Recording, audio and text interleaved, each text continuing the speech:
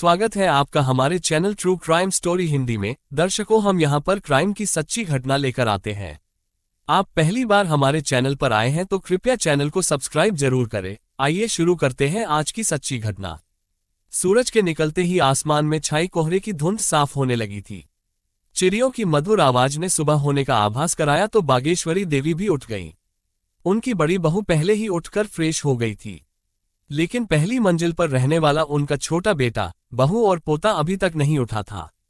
चाय नाश्ते का समय हो गया था, इसके बावजूद वे लोग पहली मंजिल से नीचे नहीं आए थे।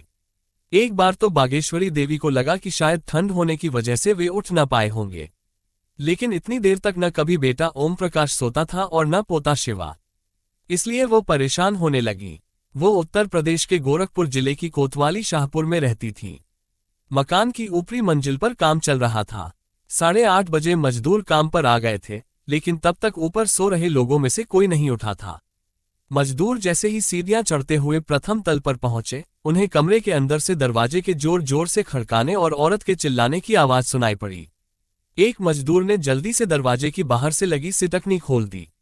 अंदर से घर की छोटी बहू अर्चना तेजी से बाहर निकली और सीधे सामने वाले कमरे की तरफ भागी।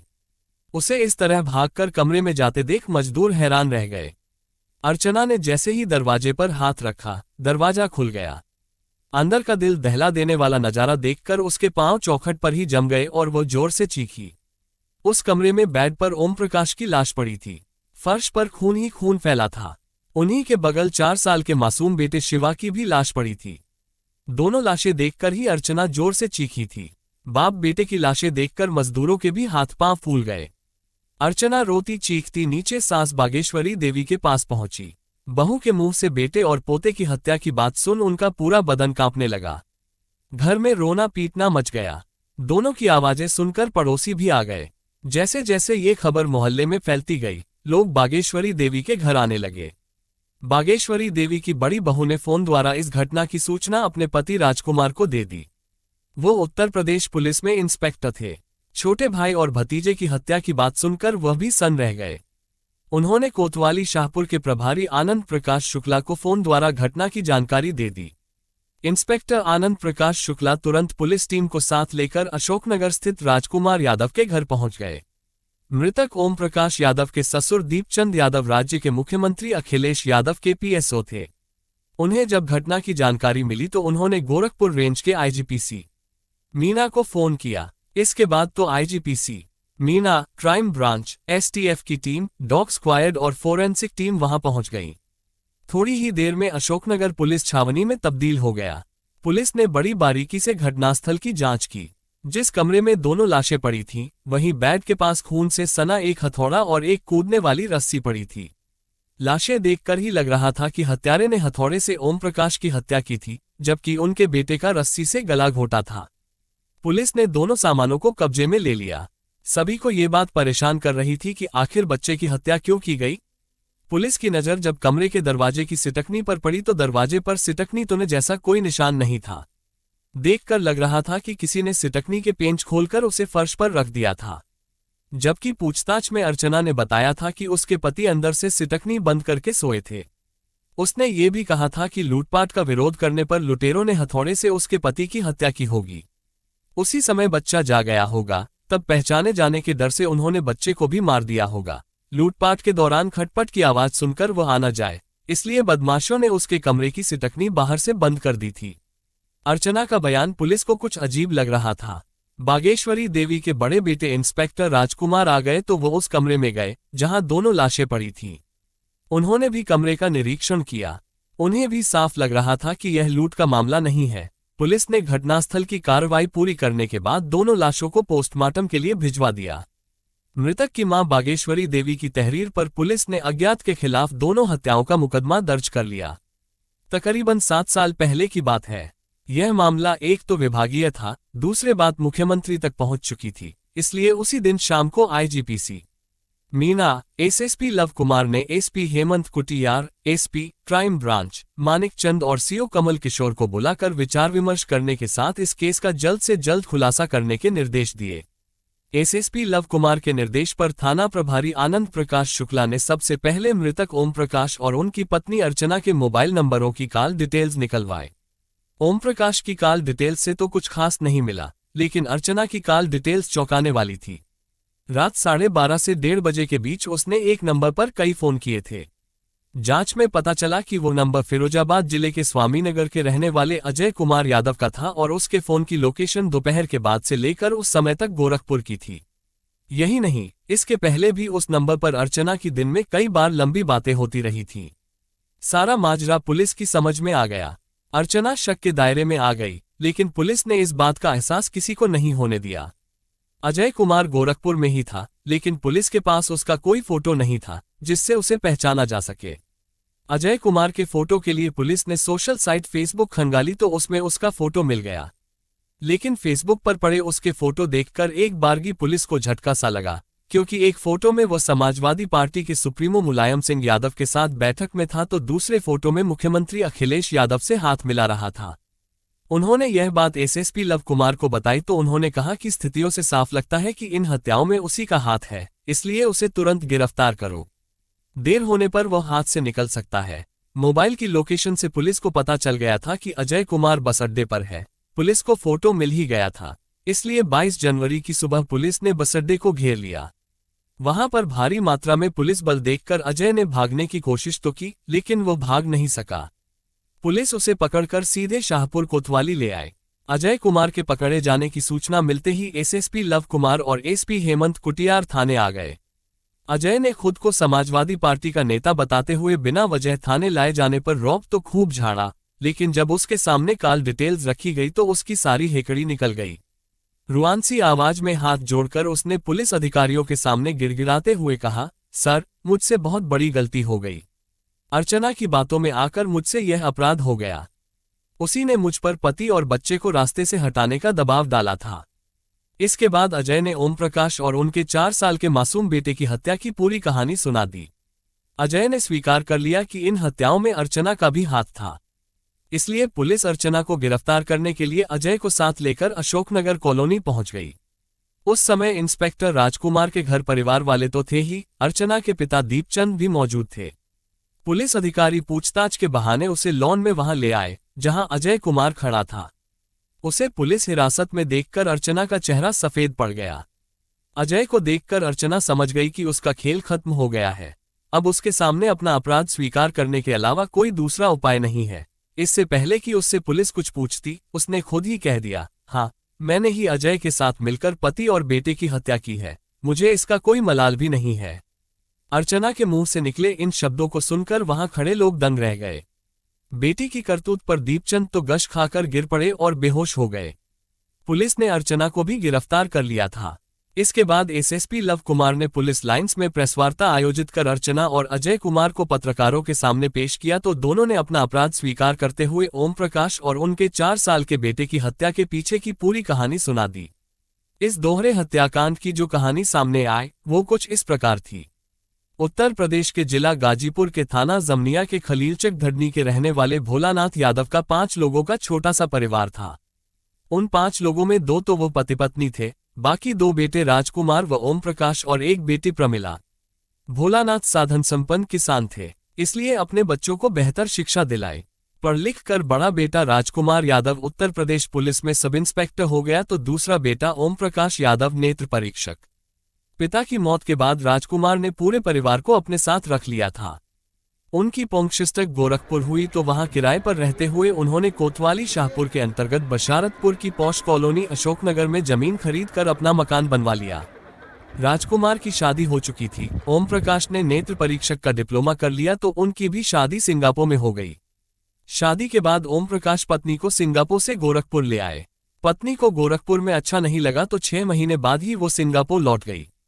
उसने ओम प्रकाश को भी वहां आने को कहा, लेकिन ओम प्रकाश घर परिवार छोड़कर जाना नहीं चाहते थे, इसलिए मना कर दिया। दोनों ही अपनी अपनी जिद पर अड़े थे। इसी जिद ने उनके बीच तलाक करा दिया। इसके बाद सन 2009 में 34 साल के ओम प्रकाश की दूसरी शादी लखनऊ के रहने वाले पीएस बड़ी ई के कंपनी कमांडर दीपचंद यादव की बड़ी बेटी अर्चना से हो गई। उस समय अर्चना यही कोई 19 साल की थी। उनकी 2 बेटियों में अर्चना बड़ी थी। वो पढ़ी लिखी और खूबसूरत तो थी ही, स्वच्छंद स्वभाव की भी थी। अकेली घूमना, दोस्ती करना और महंगे मोबाइल फोन रखना उसे अच्छा लगता था। ये प्रवृत्ति उसकी शादी के बाद भी बनी रही। खूबसूरत अर्चना को पाकर ओम प्रकाश खुश थे। करीब साल भर बाद उनके घर बेटा पैदा हुआ तो पति पत्नी ने प्यार से उसका नाम नितिन रखा। घर में सभी उसे प्यार से शिवा कहते थे। इस तरह ओम प्रकाश का घर खुशियों से भर गया। ओम प्रकाश जिस मकान में परिवार के साथ रहते थे, वो उनके बड़े भाई राजकुमार यादव का था। वह भी भाई की तरह अपनी मेहनत की कमाई से एक घर बनाना चाहते थे, जिसे वह अपना कह सकें। अपने सपनों का महल खड़ा करने के लिए उन्होंने जीतोड़ मेहनत की।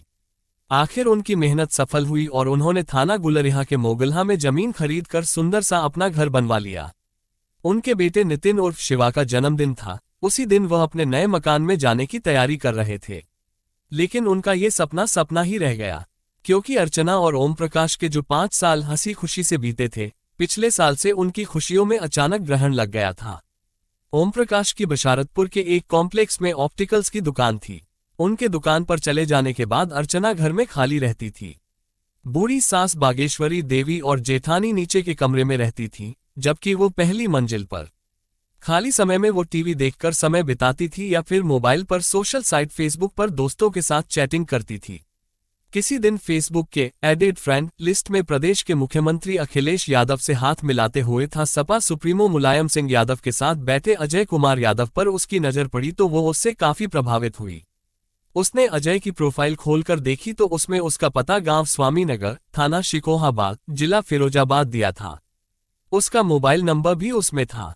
अर्चना ने अपने फेसबुक के मुख्य पेज पर अपनी शादी से पहले की आकर्षक फोटो लगा रखी थी। अजय की राजनीतिक पहुंच देखकर उसने उसे फ्रेंड रिक्वेस्ट भेज दी तो अजय की ओर से रिक्वेस्ट स्वीकार कर ली गई। उसके बाद उनके बीच चैटिंग शुरू हो गई। जल्दी ही दोनों गहरे दोस्त बन गए।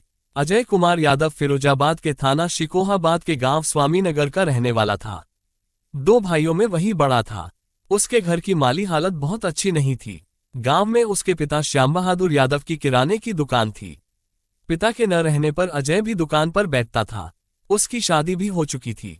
पत्नी काफी खर्चीली थी, जबकि उसके खर्च पूरे करने का अजय के पास कोई साधन नहीं था, इसलिए जल्दी ही दोनों में तलाक हो गया था। पत्नी के चले जाने के बाद अजय अकेला हो गया था। उसके बाद वह समाजवादी पार्टी से जुड़ गया और मेहनत की बदौलत जल्दी ही युवजन सभा में जिला स्तर का पद पा लिया। फिर तो उसका बड़े नेताओं के बीच उठना बैठना होने लगा। ऐसे में ही उसका फोटो सपा सुप्रीमो मुलायम सिंह यादव और प्रदेश के मुख्यमंत्री अखिलेश यादव के साथ भी खींच गया, जिसे उसने फेसबुक पर अपलोड कर दिया। इस फोटो को काफी लोगों ने लाइक किया। इसी दौरान अजय ने दूसरी शादी कर ली। दूसरी पत्नी से 2 बच्चे पैदा हुए, लेकिन दूसरी पत्नी से भी उसकी अनबन रहने लगी और वह भी नाराज होकर बच्चों के साथ मायके चली गई। ये 2 साल पहले की बात है। इधर पार्टी विरोधी गतिविधियों की वजह से अजय को पार्टी से निकाल दिया गया, लेकिन उसके उस फोटो को देखकर अर्चना तो उससे प्रभावित हो ही चुकी थी। अजय और अर्चना की दोस्ती होने के बाद जब तब उनकी फोन पर भी बातचीत होने लगी थी। जल्दी ही उनकी दोस्ती ने प्यार का रूप ले लिया। दोनों ही एक दूसरे को दिलों जान से चाहने लगे। इसी का नतीजा था कि अर्चना ने अजय को अपने मायके लखनऊ में मिलने के लिए बुला लिया। उसने उसे मायके में इसलिए बुलाया था ताकि मिलने में कोई बाधा उत्पन्न न हो। वहां मां के अलावा घर में कोई और नहीं रहता था। पापा दिन में ड्यूटी पर चले जाते थे। छोटी बहन वंदना की शादी ही हो चुकी थी। वह अपनी ससुराल में रहती थी। पति से बहाना करके अर्चना बेटे को लेकर मायके आ गई। अजय उसके दिए पते पर लखनऊ पहुंच गया। अर्चना ने मां से अजय का परिचय पुराने दोस्त के रूप में कराया। इसके बाद दोनों एकांत में मिले तो खुद को रोक नहीं पाए और वासना के प्रवाह में ऐसे बहे कि मर्यादा भंग कर बैठे। अजय अर्चना से मिलकर फिरोजाबाद लौट गया तो अगले दिन अर्चना भी लखनऊ से गोरखपुर आ गई। इसके बाद उसने ओम प्रकाश को महत्व देना बंद कर दिया। वो हर घड़ी मोबाइल से ही चिपकी रहती। उसकी यह आदत न पति को अच्छी लग रही थी और न ही सास को। जब भी कोई उससे कुछ पूछता, वो कोई बहाना बना देती। धीरे धीरे ओम प्रकाश को उस पर शक होने लगा। इस बीच अजय अर्चना से मिलने उसके ससुराल भी आने लगा था। सास बागेश्वरी देवी ने इस नए चेहरे को देखा तो पूछ बैठी कि यह कौन है। तब उसने खुद को अर्चना का दूर का रिश्तेदार बता दिया था। वो अर्चना के सभी रिश्तेदारों को जानती थी। इतने दिनों बाद यह नया रिश्तेदार कौन आ गया, ये बात बागेश्वरी देवी के गले नहीं उतरी तो उन्होंने ओम प्रकाश से बात की। ओम प्रकाश ने जब अर्चना से अजय के बारे में पूछा तो अपनी गलती मानने के बजाय वह पति से लड़ने पर आमादा हो उचित लगा। उसने अजय को फोन करके 20 जनवरी को गोरखपुर बुला लिया। 3 बजे दोपहर अजय गोरखपुर पहुंच गया। उस समय मकान में काम चल रहा था, इसलिए बागेश्वरी देवी ऊपर थी। अर्चना ने पीछे की सीढ़ियों से अजय को अपने कमरे में लाकर छिपा दिया। देर शाम ओम प्रकाश लौटे तो पत्नी से पार्टी में चलने को कहा। उस समय सिर दर्द का बहाना बनाकर अर्चना ने पार्टी में जाने से मना कर दिया। ओम प्रकाश ने भी जाने की जिद नहीं की, बेटे को तैयार किया और खुद भी तैयार होकर चले गए। पति के जाने के बाद अर्चना ने अजय को बाहर निकाला और उसे खिलाया पिलाया। ओम प्रकाश के लौटने का समय हुआ तो उसे फिर छिपा दिया। रात करीब 11 बजे ओम प्रकाश बेटे के साथ पार्टी से लौटे और बेटे के साथ अपने कमरे में सो गए। सोते समय उन्होंने दरवाजे की सिटकनी अंदर से बंद नहीं की। मजदूरों के जाने के बाद उनके औजारों से हथौड़ा निकालकर अर्चना ने अपने कमरे में पहले ही रख लिया था। बच्चों की कूदने वाली रस्सी भी उसने रख ली थी। अपनी इस योजना को वो किसी भी तरह से विफल नहीं होने देना चाहती थी। सबके सो जाने के बाद अर्चना रात 1 बजे के करीब दबे पांव अपने कमरे से निकली और पति के कमरे में गई। देखा कि बाप बेटे गहरी नींद में सो रहे हैं तो वापस आई और अजय को हथौड़ा और रस्सी थमाकर एक बार फिर पति के कमरे में आ गई। अर्चना ने उसे पति पर वार करने के लिए इशारा किया तो अजय ने हथौड़े से ओम प्रकाश के सिर पर पूरी ताकत से वार कर दिया। भरपूर वार से ओम प्रकाश भले ही चीख नहीं पाया, लेकिन शरीर ने तो हरकत की ही, जिससे नितिन जाग गया। पापा को मारते देख वो चिल्लाने लगा। अर्चना डर गई। दूसरी ओर संगमरमर के फर्श पर खून देखकर अजय भी कांप उठा। अर्चना ने अजय से बच्चे को खत्म करने को कहा तो अजय की हिम्मत जवाब दे गई। उसने मना किया तो भेद खुलने के डर से अर्चना कांप उठी। तब उसने खुद ही बेटे का गला पकड़ लिया। उस समय मां की वह ममता भी नहीं जागी, जिसके बारे में कहा जाता है कि मां की ममता से बढ़कर इस दुनिया में कुछ भी नहीं है। मां मर सकती है, लेकिन अपने बच्चों को खरोंच तक नहीं आने दे सकती। लेकिन वासना में अंधी अर्चना ने बेटे को गला दबाकर मार दिया। पुलिस और घर वालों को गुमराह करने के लिए अर्चना ने घर का सामान बिखेर दिया, साथ ही सिटकनी खोलकर फर्श पर रख दी, ताकि सभी को यही लगे कि लूट की नीयत से सिटकनी तोड़कर अंदर आए लुटेरों ने ओम प्रकाश और नितिन की हत्या कर दी है। इसके बाद दोनों ने बाथरूम में जाकर खून से सने हाथ पैर धोए और कमरे में जाकर सो गए। सुबह 4 बजे दोनों उठे तो अर्चना ने दरवाजा खोलकर बाहर झांका। कोई दिखाई नहीं दिया तो उसने पीछे की सीढ़ी से अजय को बाहर निकाल दिया। अजय वहां से निकलकर गोरखपुर महाराजगंज राष्ट्रीय राजमार्ग पर आया और टेम्पो से बस अड्डे पर जाकर छिप गया। वो वहां इसलिए रुका था क्योंकि अगले दिन अर्चना भी उसके साथ जाने वाली थी। वो अर्चना को ले जा पाता, उसके पहले ही पुलिस ने मोबाइल की लोकेशन के आधार पर उसे पकड़ लिया। अर्चना ने प्रेमी अजय के साथ मिलकर जो किया, उसकी सजा उसे अवश्य मिलेगी। अब उनकी बाकी की जिंदगी जेल की सलाखों के पीछे बीतेगी। लेकिन अर्चना को अभी भी अपने किए का दुख नहीं है। दोस्तों, मिलते हैं एक और सच्ची कहानी लेकर, तब तक सावधान रहें, सतर्क रहें। जय हिंद।